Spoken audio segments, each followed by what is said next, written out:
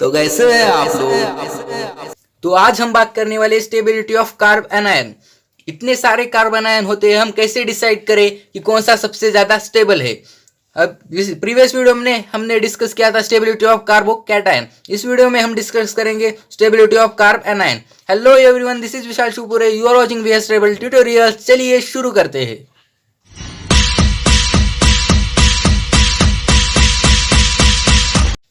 तो हम कैसे डिसाइड कर सकते हैं। मैं एक सबसे पहले एक बात बताता हूँ, वो आपको याद रखना होगा कि स्टेबिलिटी ऑफ कार्बन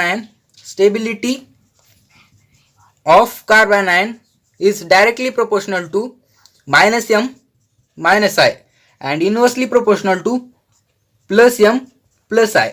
अगर कोई स्ट्रक्चर है उसमें माइनस एम इफेक्ट है, बहुत स्ट्रांग है, तो वो सबसे स्टेबल कार्बन आयन होगा। कोई कार्बन आयन है लेकिन उसमें अगर प्लस एम इफेक्ट दिख रहा है तो वो सबसे कम स्टेबल होगा। तो ऐसे डिसाइड करना है। जैसे हमने स्टेबिलिटी ऑफ कार्बोकैटायन डिसाइड करते वक्त उसमें रिवर्स था, मतलब स्टेबिलिटी ऑफ कार्बोकैटायन अगर है तो प्लस एम प्लस आई को डायरेक्टली प्रोपोर्शनल है और माइनस एम माइनस आई को इनवर्सली। लेकिन अगर कार्ब एनायन है तो माइनस एम माइनस आई को डायरेक्टली है और प्लस एम प्लस आई को इनवर्सली। फिर सेकंड क्या है कि stability of carbanion is directly proportional to number of resonating structures. जितने ज्यादा किसी कार्बन आयन के रेजोनेटिंग स्ट्रक्चर्स बनेंगे वो उतना ज्यादा स्टेबल होगा। तो stability of carbon ion is directly proportional to number of resonating structures. और हाइपर कॉन्जुगेशन की बात हम कार्बन आयन की केस में नहीं करेंगे, क्योंकि जब हमने हाइपर कॉन्जुगेशन देखा था तब क्या देखा था कि carbon ion hyper conjugation effect नहीं दिखा था, क्योंकि जो हाइपर कॉन्जुगेशन की डेफिनेशन थी वो यही थी कि transfer of carbon hydrogen sigma bonds towards double bond, नहीं तो ऑड इलेक्ट्रॉन मॉलिक्यूल या फिर पॉजिटिव चार्ज। उस डेफिनेशन में निगेटिव चार्ज नहीं था, इसलिए जो कार्ब एनायन होता है वो कभी भी हाइपर कॉन्जुगेशन नहीं दिखाता। तो हमको स्टेबिलिटी डिसाइड करते हो कार्बन आयन की सिर्फ दो बातें याद रखनी है। एक तो stability of carbon ion is directly proportional to minus M minus I and inversely proportional to plus M plus I. And stability of carbon ion is directly proportional to number of resonating structures. मतलब जिस carbon ion के सबसे ज्यादा resonating structures बनेंगे वो सबसे ज्यादा stable होगा। तो अभी हमने देखा था कि stability of carbon ion is directly proportional to minus M minus I and inversely proportional to plus M plus I. अब ये दो क्वेश्चन है हमें सॉल्व करने हैं। तो यहाँ पे OH है, OH है, OH है लगा हुआ और ये कार्बन आयन है सारे। तो इनकी स्टेबिलिटी ऑर्डर लिखनी है हमें कि सबसे ज्यादा स्टेबल कौन है। लेकिन डिसाइड कैसे करेंगे। अब OH का प्लस एम होता है, लेकिन यहाँ पे OH जो है वो कंजुगेशन में नहीं है, इसलिए वो प्लस एम रेजोनेंस ही नहीं है तो प्लस एम नहीं होगा। तो यहाँ पे वो प्लस एम नहीं माइनस आई इफेक्ट होता है ऑक्सीजन का, क्योंकि वो मोस्ट इलेक्ट्रोनेगेटिव है। और जो इंडक्टिव इफेक्ट होता है वो तो ये ऑक्सीजन ये CH2 से इलेक्ट्रॉन खींचेगा, ये भी खींचेगा, ये भी खींचेगा। लेकिन अगर आप तीनों स्ट्रक्चर्स को ध्यान से देखेंगे तो जैसे जैसे ये स्ट्रक्चर में कम डिस्टेंस है, एक ही कार्बन का एक ही बॉन्ड है, यहाँ पे दो बॉन्ड है यार, यहाँ पे तीन बॉन्ड है, यहाँ पे निगेटिव चार्ज और OH के बीच में। तो इंडक्टिव इफेक्ट डिस्टेंस के ऊपर डिपेंड होता है। जैसे जैसे डिस्टेंस बढ़ेगा इंडक्टिव इफेक्ट कम होगा। लेकिन जो mesomeric plus M minus M effect होता है, नहीं तो रेजोनेंस इफेक्ट, वो डिस्टेंस के ऊपर डिपेंड नहीं होता।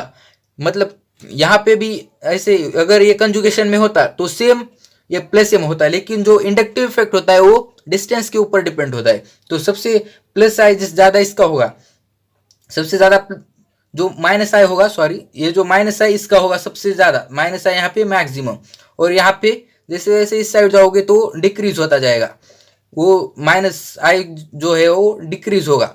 तो सबसे स्टेबल कौन, फर्स्ट, फिर सेकंड और फिर लास्ट में थर्ड, क्योंकि माइनस आई यहाँ से डिक्रीज हो रहा है और माइनस एम को stability of carbon ion directly proportional करती है, इसलिए ये ऑर्डर आएगा इस क्वेश्चन के लिए। अब ये सेकंड क्वेश्चन है, इसमें क्या है NO2 का माइनस एम इफेक्ट होता है जब वो कंजुगेशन में होता है, रेजोनेंस होता है तब। लेकिन यहाँ पर भी रेजोनेंस नहीं है। तो रेजोनेंस नहीं है तो जो NO2 है वो कौन सा इफेक्ट दिखाता है कि माइनस आई। और माइनस आई इफेक्ट कैसे, डिस्टेंस के ऊपर डिपेंड करता है। इसमें माइनस आई मैक्सिमम होगा क्योंकि डिस्टेंस कम है। अब इसमें डिस्टेंस NO2 और यहाँ पे कार्बन आयन के बीच में बढ़ता चला जा रहा है, तो इस साइड जैसे जाओगे माइनस आई कम होगा। तो स्टेबिलिटी ऑर्डर सबसे ज्यादा फर्स्ट, फिर सेकेंड और फिर थर्ड, ये होगी। तो नीट एंड जेईई में ऐसे क्वेश्चन आते हैं कि arrange following in the decreasing order of stability, ऐसे क्वेश्चन आते हैं तो आपको ऐसे सॉल्व करना है कि stability of carbon ion is directly proportional to -m-i and inversely proportional to +m+i and stability of carbon ion is directly proportional to number of resonating structure. तो इस तरीके से आपको क्वेश्चन सॉल्व करना है। Stability of carbon ion is directly proportional to -m-i and inversely proportional to +m+i। अब एक और चीज देख लेते हैं यहाँ पे कि ये जो कार्बोकैटायन है इसको बोलते हैं कार्बोनियम आयन। इसको क्या बोलते हैं? Carbonium ion. यहाँ पे बहुत कंफ्यूजन होता है। और ये जो कार्ब C- है मतलब कार्ब अनायन, इसको क्या बोलते हैं? कार्ब अनायन। ये कार्बोनियम आयन और ये कार्ब अनायन, ये डिफरेंस होता है। यहाँ पे कंफ्यूजन होता है। जो कार्बोकैटायन है उसको कार्बोनियम आयन भी कहा जाता है, लेकिन जो C- से यानी उसको कार्बोनियम आयन कहा जाता है, कार्बन आयन कहा जाता है। तो ये डिफरेंस है, यहाँ पे बहुत कंफ्यूजन होता है। तो अभी हमको ये दो क्वेश्चन सॉल्व करने हैं। इसमें क्या है, देखिए यहाँ पे ये स्ट्रक्चर और ये स्ट्रक्चर, अगर ध्यान से देखोगे तो ये यहाँ पे रेजोनेंस प्रेजेंस है, डबल सिंगल निगेटिव, मतलब यहाँ पे क्या है? कंजुगेशन। तो ये बॉन्ड यहाँ पे ऐसे ट्रांसफर होगा। तो यहाँ पे क्या है? रेजोनेंस। यहाँ पे एक रेजोनेटिंग स्ट्रक्चर बनेगा, एक रेजोनेटिंग स्ट्रक्चर इस वाले को छोड़ के और एक बनेगा। यहाँ पे देखिए ये भी बॉन्ड यहाँ पे ट्रांसफर हो सकता है, डबल सिंगल निगेटिव, और ये भी हो सकता है। एक साथ दो नहीं होते, एक तो या तो ये होगा या तो ये होगा, दो रेजोनेटिंग स्ट्रक्चर बनेंगे। तो यहाँ पे दो रेजोनेटिंग स्ट्रक्चर्स बनेंगे और यहाँ पे एक भी रेजोनेंस नहीं बनेगा क्योंकि यहाँ पे कंजुगेशन नहीं है। डबल बॉन्ड जहाँ पे उसी के ऊपर क्या है? Negative charge. तो यहाँ पे जो है रेजोनेंस नहीं है, तो यहाँ पे नो रेजोनेटिंग स्ट्रक्चर्स। तो सबसे ज्यादा स्टेबल कौन होगा? ये होगा सेकेंड वाला, क्योंकि इसके सबसे ज्यादा रेजोनेटिंग स्ट्रक्चर बने। और हमने देखा था कि stability of carbon ion is directly proportional to number of resonating structure, और सबसे कम इसके बने तो ये सबसे कम स्टेबल होगा। फिर इससे कम कौन होगा? ये, क्योंकि इसका एक रेजोनेटिंग स्ट्रक्चर बना है। तो ये स्टेबिलिटी ऑर्डर होगी इस क्वेश्चन के लिए। Stability of carbon ion is directly proportional to number of resonating structures. अब यहाँ पे जो है, यहाँ पे हाइड्रोजन है, यहाँ पे कार्बन है, यहाँ पे इन सब पे निगेटिव चार्ज है, ये कार्बन आयन है। हम डिसाइड करें स्टेबिलिटी ऑफ कार्बन आयन। अब यहाँ पे देखिए, यहाँ पे हाइड्रोजन जुड़े हैं, यहाँ पे ड्यूटेरियम और यहाँ पे ट्रिटियम।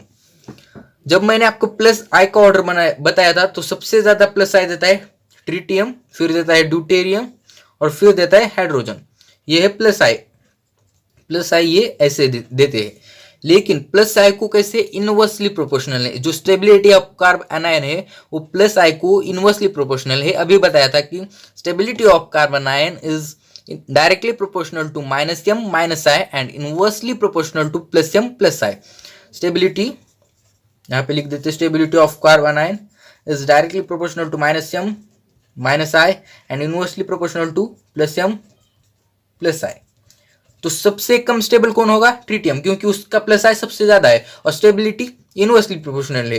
तो सबसे लास्ट में थर्ड, फिर सेकेंड, क्योंकि ड्यूटेरियम की इससे ज्यादा है +I, तो ये स्टेबल कम होगा। और सबसे स्टेबल होगा फर्स्ट, क्योंकि हाइड्रोजन उसका +I सबसे कम है।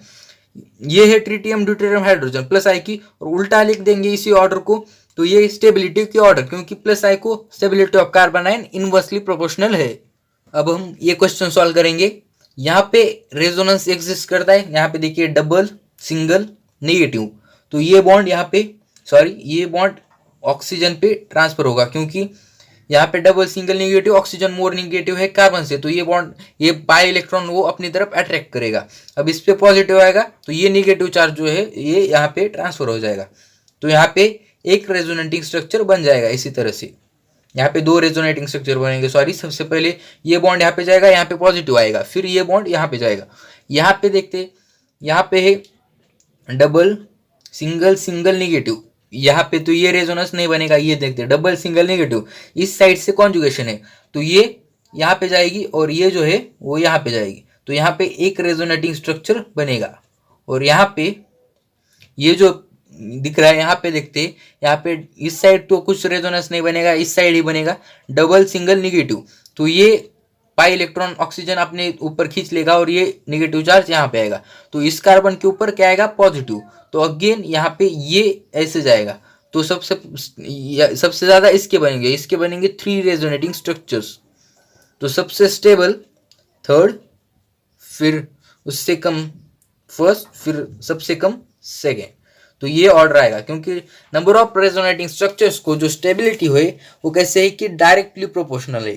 सबसे पहले थर्ड आएगा, फिर फर्स्ट आएगा और फिर सेकेंड आएगा। अब ये केस जो है क्लोरीन है, यहाँ पे क्लोरीन क्लोरीन क्लोरीन, यहाँ पे और भी क्लोरीन, यहाँ पे कुछ नहीं है, तो स्टेबिलिटी जो होती है वो माइनस आई को डायरेक्टली, और क्लोरीन माइनस आई दिखाता है। क्लोरीन, ये तीनों क्लोरीन इस कार्बन से इलेक्ट्रॉन अपनी तरफ खींचेंगे, ये 2 क्लोरीन भी खींचेंगे, ये एक क्लोरीन भी खींचेगा, लेकिन सबसे ज्यादा माइनस आई यहाँ पे मैक्सिमम होगा।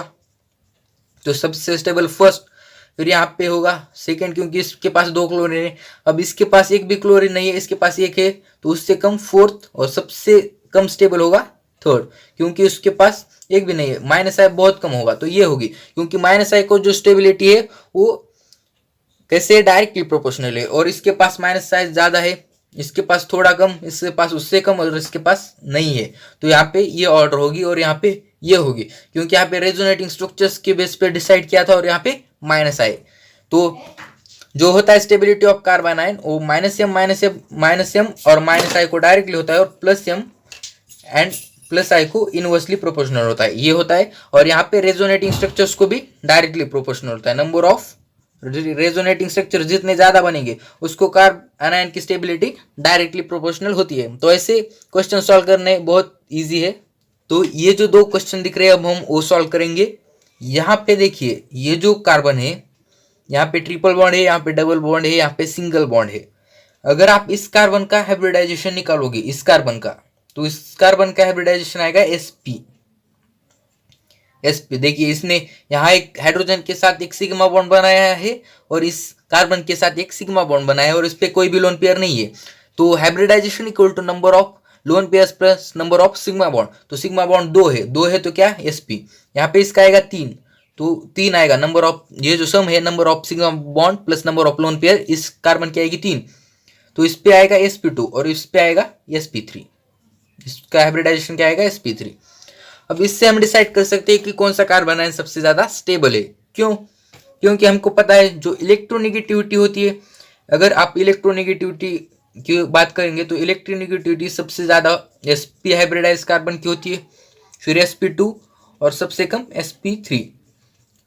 तो ये मोस्ट इलेक्ट्रोनेगेटिव है, तो ये से अपने तरफ इलेक्ट्रॉन खींचेगा, ये भी खींचेगा, ये भी खींचेगा, लेकिन सबसे ज्यादा कौन खींचेगा, ये, क्योंकि इसका sp है और यहाँ पे sp2, और यहाँ पे ये खींचेगा भी नहीं, उल्टा उसको देगा इस कार्बन को, क्योंकि ये CH3 का प्लस आई इफेक्ट होता है, प्लस आई, और ये दोनों का होगा माइनस आई। तो सबसे ज्यादा स्टेबल कौन होगा, फर्स्ट, क्योंकि इसका माइनस आई है और ये मोस्ट इलेक्ट्रोनेगेटिव है, इसलिए सबसे ज्यादा माइनस आई दिखाएगा, फिर इसका सेकेंड, और फिर सबसे बाद में आएगा थर्ड। तो ये हो गई stability order based on minus I and plus I. अब ये इसमें क्या है, रेजोनेंस बनेगा, लेकिन सारे तीनों बेंजीन का इक्वल रेजोनेंस बनेगा। हम डिसाइड करेंगे सिर्फ CH3 के बेसिस पे। जो CH3 की जो प्लेस है वो देखिए, यहाँ पे ऑर्थो पे है, यहाँ पे मेटा पे है, और यहाँ पे पैरा पे है।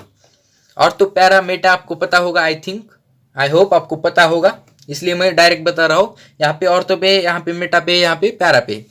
रेजोनेटिंग स्ट्रक्चर तो यहाँ पे सेम बनेंगे सबके, लेकिन CH3 क्या दिखाता है, प्लस आई, और प्लस आई डिस्टेंस के ऊपर डिपेंड होता है।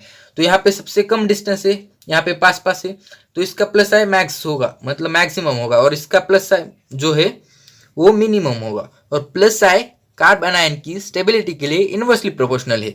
तो सबसे ज्यादा स्टेबल कौन होगा, ये, क्योंकि इसका प्लस आई जो है सबसे कम होगा, क्योंकि इसका कम होगा, और क्योंकि इसका डिस्टेंस सबसे ज्यादा है, तो ये सबसे ज्यादा स्टेबल। फिर सेकेंड, क्योंकि इसका प्लस आई है जो है वो इससे कम है, और ये फर्स्ट जो है वो सबसे कम स्टेबल होगा।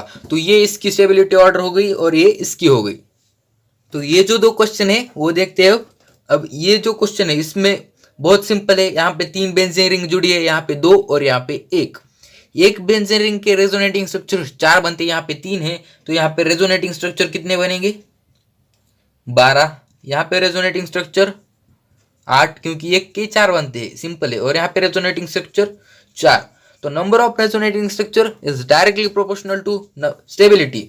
तो ये सबसे ज्यादा स्टेबल, फिर सेकेंड और फिर थर्ड, क्योंकि रेजोनेटिंग स्ट्रक्चर जो है वो कम कम बन रहे, ऐसे जाएंगे तो रेजोनेटिंग स्ट्रक्चर कम कम बन रहे, तो ये ऑर्डर होगा, क्योंकि रेजोनेटिंग स्ट्रक्चर जितने ज्यादा बनेंगे वो कार्बन आयन या फिर कैटायन भी होगा, कार्बोकैटायन, वो डायरेक्टली प्रोपोर्शनल होगा, और कार्बन आयन भी डायरेक्टली ही प्रोपोर्शनल होगा। लेकिन जो प्लस एम प्लस आई है उसको कार्बन आयन जो है वो इनवर्सली प्रोपोर्शनल होगा, लेकिन कार्बोकैटायन डायरेक्टली प्रोपोर्शनल होगा।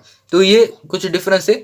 अब ये क्वेश्चन, यहाँ पे रेजोनेटिंग स्ट्रक्चर सेम बनेंगे, रेजोनेटिंग स्ट्रक्चर से हम डिसाइड नहीं कर सकते स्टेबिलिटी, क्योंकि इसके भी उतने बनेंगे, इसके भी उतने, इसके भी उतने। लेकिन यहाँ पे NO2 जुड़ा है, यहाँ पे साइनाइड, यहाँ पे CH3, यहाँ पे कुछ भी नहीं। तो NO2 का होता है प्लस एम इफेक्ट, साइनाइड का भी होता है प्लस एम इफेक्ट, CH3 का होता है plus I. Plus I effect बहुत सिंपल है, किसका होता है? जिसके पास हाइड्रोजन है, जिसके पास ड्यूटेरियम है, जिसके पास ट्रिटियम है, जैसे कि मिथाइल, इथाइल, आइसोप्रोपाइल, ये जो स्ट्रक्चर्स होते हैं ये प्लस आई इफेक्ट शो करते हैं। यहाँ पे कोई भी इफेक्ट नहीं है, नो इफेक्ट।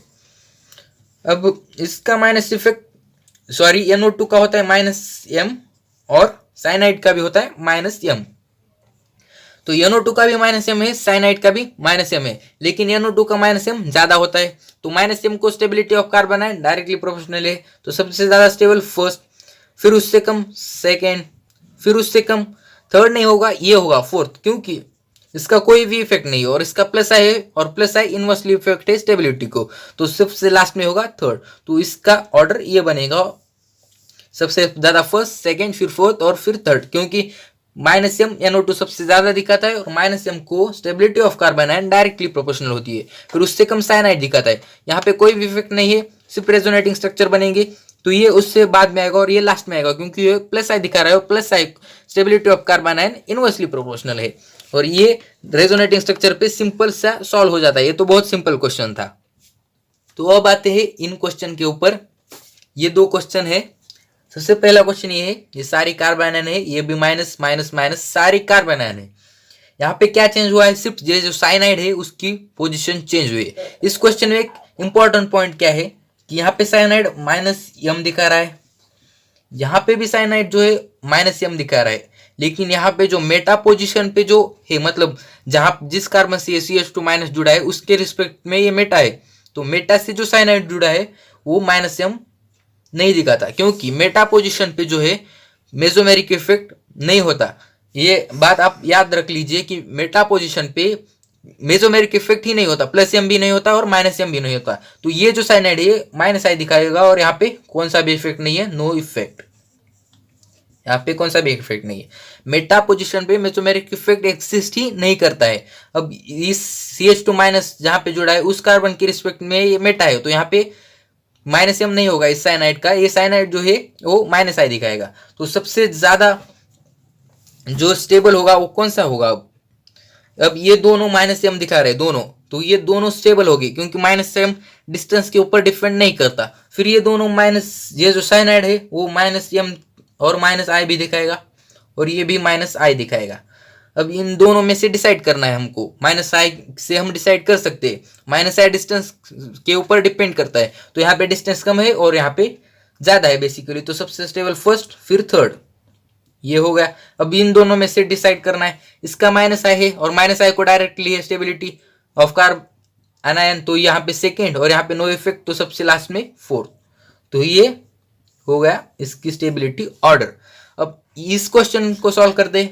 यहाँ पे देखिए OH लगा है, ऑक्सीजन के पास लोन पेयर है, कोई भी अगर एटम है, एलिमेंट है, ग्रुप है, उसके पास अगर लोन पेयर है और वो अगर बेंजीन रिंग से जुड़ा है तो बेसिकली +m इफेक्ट ही दिखाता है। अब NO2 -m, और यहाँ पे CH3 जो होता है उसका -i, जो भी CH3 है, ये नहीं तो ये मिथाइल है, इथाइल है, आइसोप्रोपिल है, जो भी है वो +i दिखाते हैं, और ये जो है ये +i दिखाता है CH3, और NH2 जो होता है नाइट्रोजन के पास लोन पेयर है तो ये +m दिखाता है। अब सबसे ज्यादा स्टेबल कौन होगा? सेकेंड, क्योंकि -m को stability of carbon ion directly proportional है। फिर यहाँ पे ये जो -m है वो +i है। अब +m और +i को, ये +m और ये +i, तो +m और +i को इनवर्सली प्रोपोर्शनल है, इसलिए सबसे थर्ड होगा, फिर उसके, क्योंकि प्लस आई ये वीक इफेक्ट होता है मेसोमेरिक से। अब इन दोनों में से डिसाइड करना है सबसे ज़्यादा स्टेबल कौन होगा। अगर हम ऑर्डर देखें तो जो ऑर्डर थी प्लस एम की वो थी O माइनस NH2OH OCH3। तो सबसे ज़्यादा प्लस एम किसका होता है? NH2 का। तो ये सबसे लास्ट में होगा और फिर उसके पहले आएगा ये फर्स्ट, क्योंकि जो प्लस एम को इनवर्सली और इसका प्लस एम ज़्यादा है इससे बेसिकली, तो ये लास्ट में आएगा और ये उससे पहले स्टेबल होगा। तो इसकी स्टेबिलिटी ऑर्डर ये आएगी।